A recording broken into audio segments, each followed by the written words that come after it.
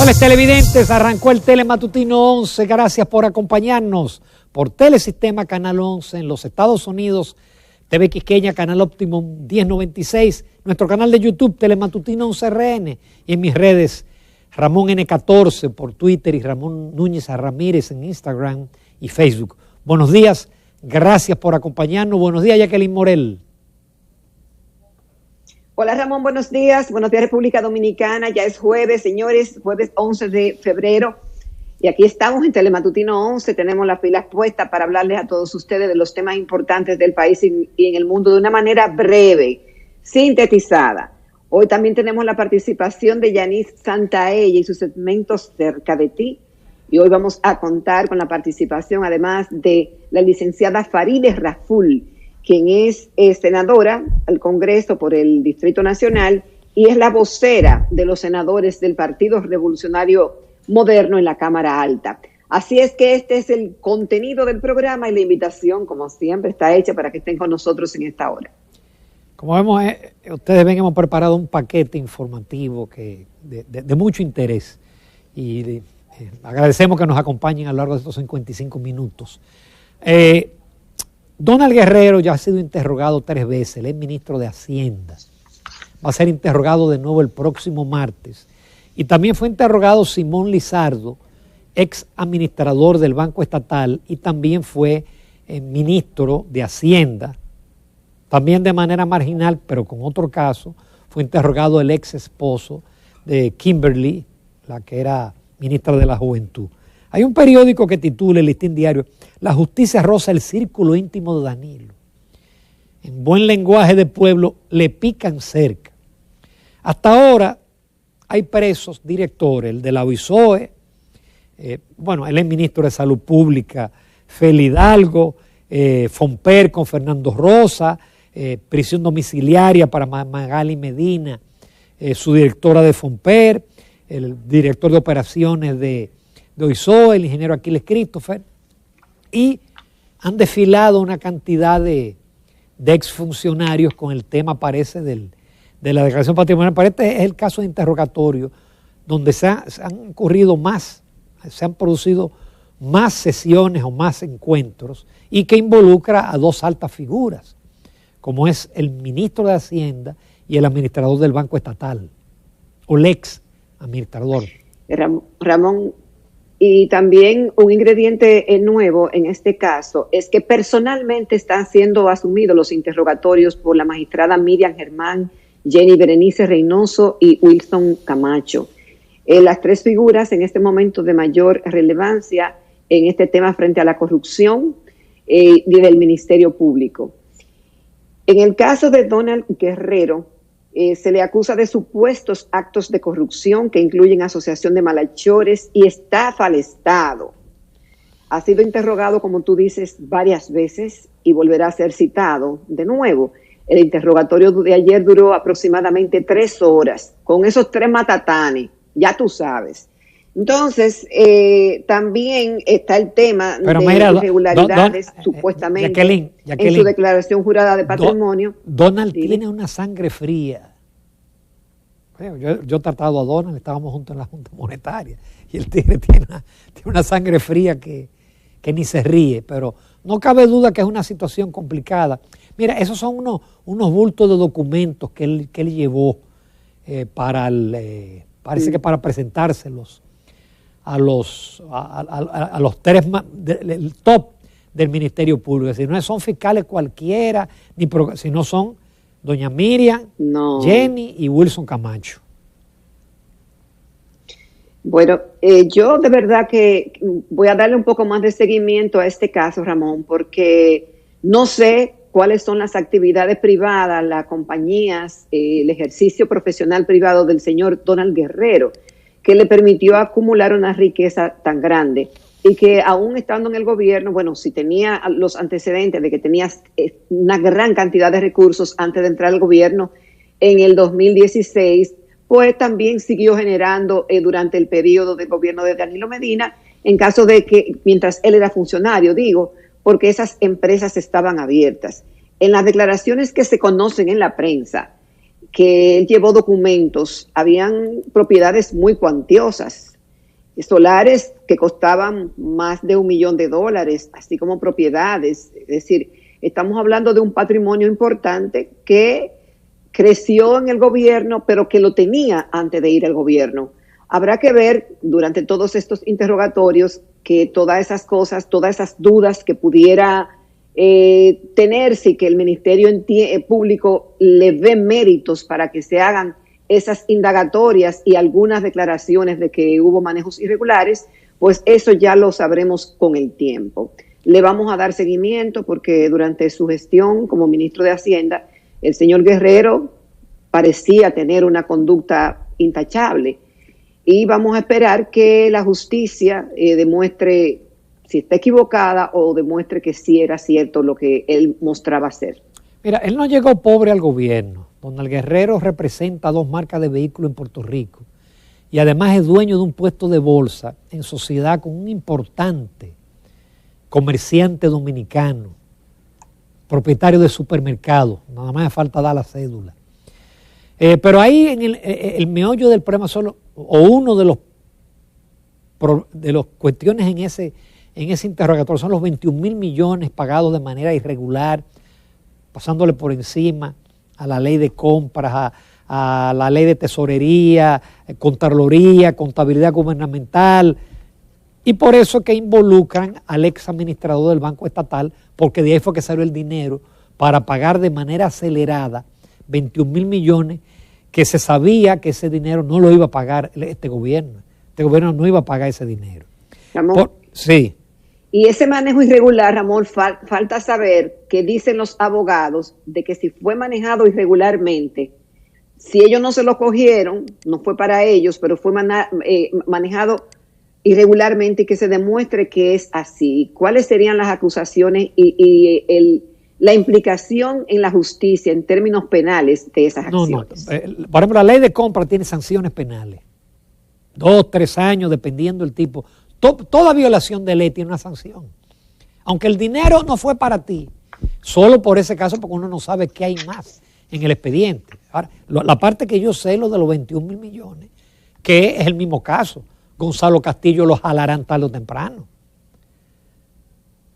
Porque él otorgó por encima de lo que le establecía el presupuesto. Y fue tan irregular que hubo que pagar vía el Banco Estatal, porque no estaba en el presupuesto ni habían los recursos. Por otro lado, y este es un caso que llama la atención, porque aquí hay embargos todos los días. Los bancos embargan, los acreedores embargan, es un proceso normal.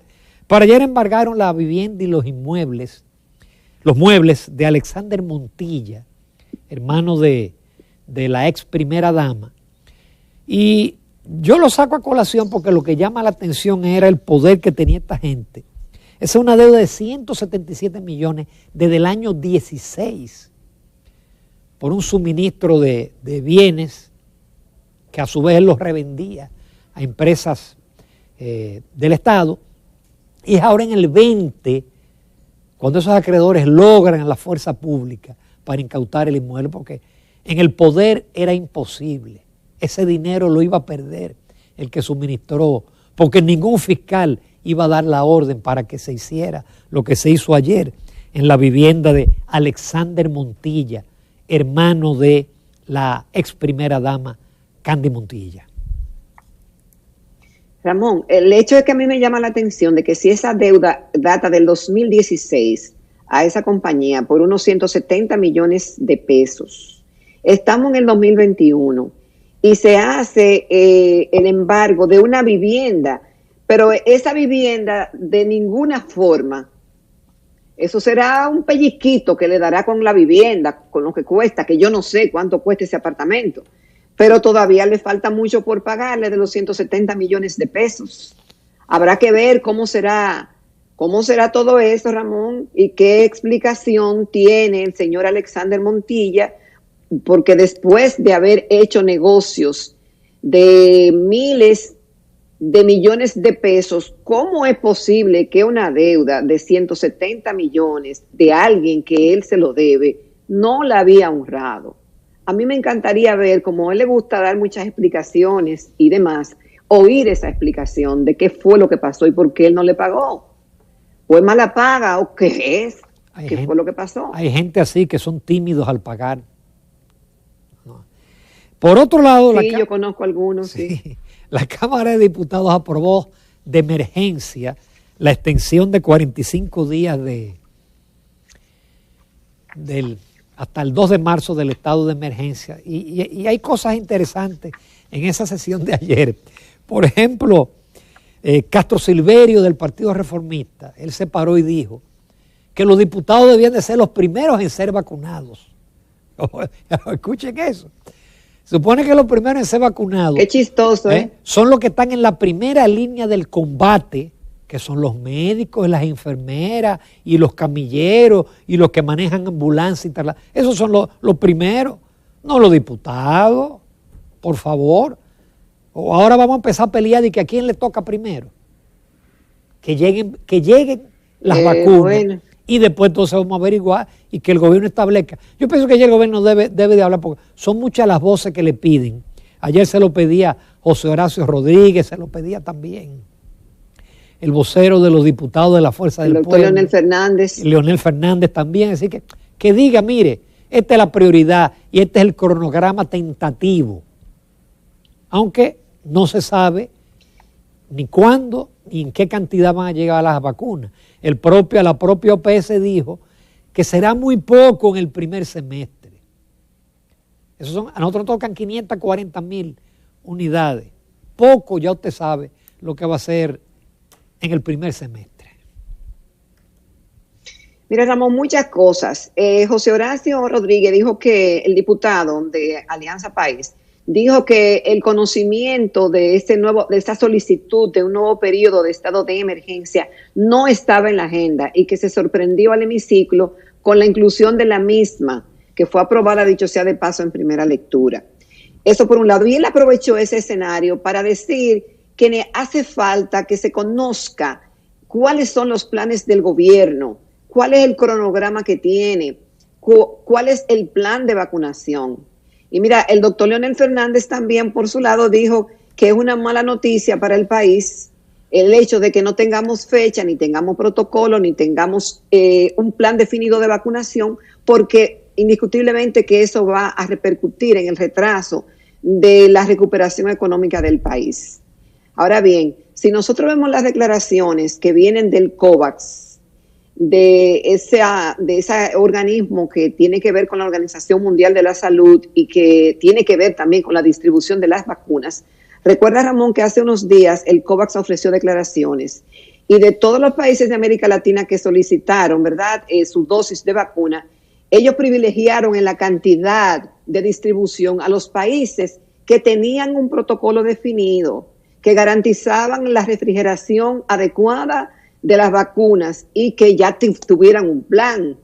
Entonces, pudiera entenderse que ellos entendieron a su vez de que nosotros todavía no teníamos el plan y que por eso no fuimos de los más privilegiados en cuanto a la cantidad de dosis de vacuna. Aunque también más después se dijo, bueno, 532,000 para la República Dominicana, pero los que más van a recibir vacunas de América Latina son los países que el COVAX entiende que tienen un protocolo, un cronograma, un plan completamente definido y que las garantías estén dadas para la distribución correcta. No, y también a los países más afectados y a los más pobres. El COVAX lo que va a dar 35 millones de unidades a América Latina.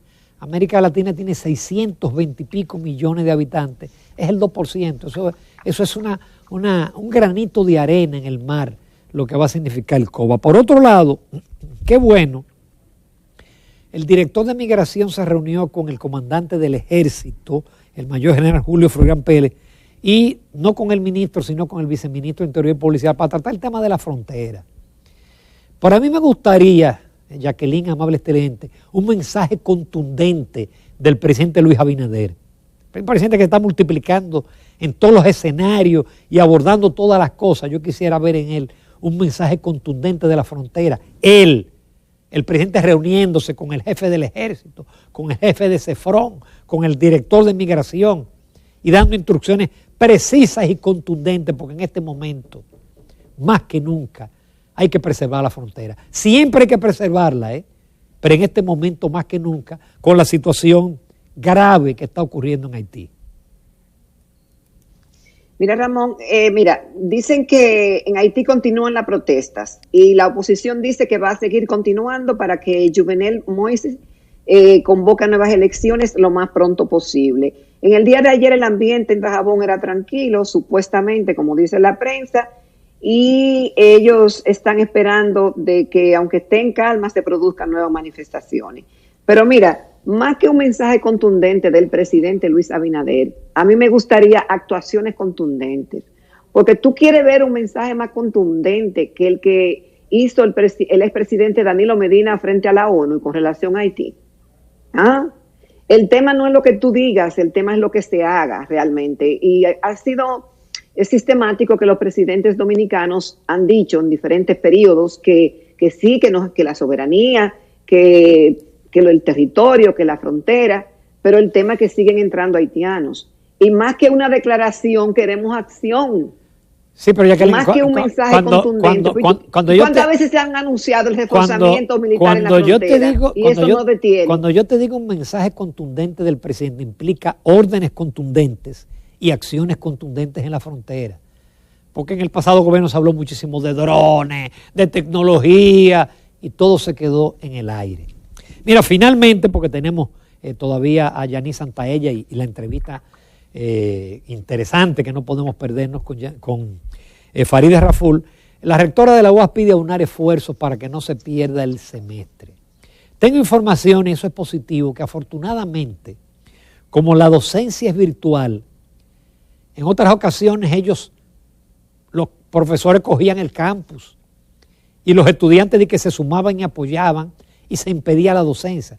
Pero ahora, como es virtual, hay una mayoría de profesores que siguen impartiendo su docencia virtual.